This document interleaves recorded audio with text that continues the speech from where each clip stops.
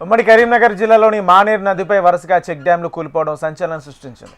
November 23న Peddapalli Karimnagar జిల్లాల సరిహద్దులోని మానేరు వాగులో check dam ధ్వంసమైంది.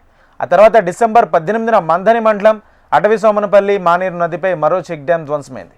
నాణ్యత లోపం కారణంగా కూలిపోతున్నాయని అధికార పార్టీ అంటుంటే ఇసుక దందా కోసమే పేల్చేస్తున్నారంటూ ప్రతిపక్షాలు ఆరోపిస్తున్నాయి. దీనిపై నిజ నిర్ధారణ కమిటీలు వీటిని తేల్చలేకపోతున్నాయి. ఇవాళ ఉన్నటువంటి ఎమ్మెల్యే దుద్దిల్ల శ్రీధర్ గారు బీఆర్ఎస్ పార్టీ ప్రభుత్వం ఉన్నప్పుడు కూడా ఈ చెక్ డ్యాములు నిర్మాణం అయినప్పుడు కూడా ఈ చెక్ డ్యాములు వద్దు, ఇక్కడ కట్టద్దు, ఇవి ఉండొద్దని వారు ప్రెస్ మీట్లలో కూడా చెప్పడం జరిగింది.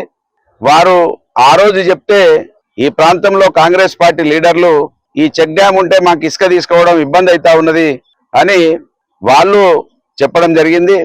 అన్నట్టుగానే సోమన్పల్లిలో కాంగ్రెస్ పార్టీ సర్పంచ్, నాగపల్లిలో కాంగ్రెస్ పార్టీ సర్పంచ్, వెంకటాపూర్లో కాంగ్రెస్ పార్టీ సర్పంచ్ వీళ్ళు ఉండడం వలన ఇది సునాయాసంగా వాళ్ళు అనుకున్నది నెరవేర్చుకునే అవకాశం దొరికినట్టుగా మేము భావిస్తా ఉన్నాం.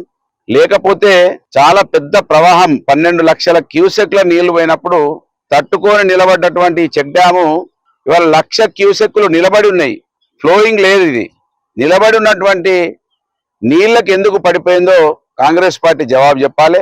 కాంగ్రెస్ పార్టీ ఓడేడు బ్రిడ్జి దగ్గరికి వెళ్ళి నాణ్యత లోపం అన్నారు. ఇప్పటి వరకు ఓడేడు బ్రిడ్జిలో నాణ్యత లోపంతో అది ఆ గడ్డలు కింద పడ్డాయా, ఎందుకు కింద పడ్డాయో నిర్ధారించలేదు.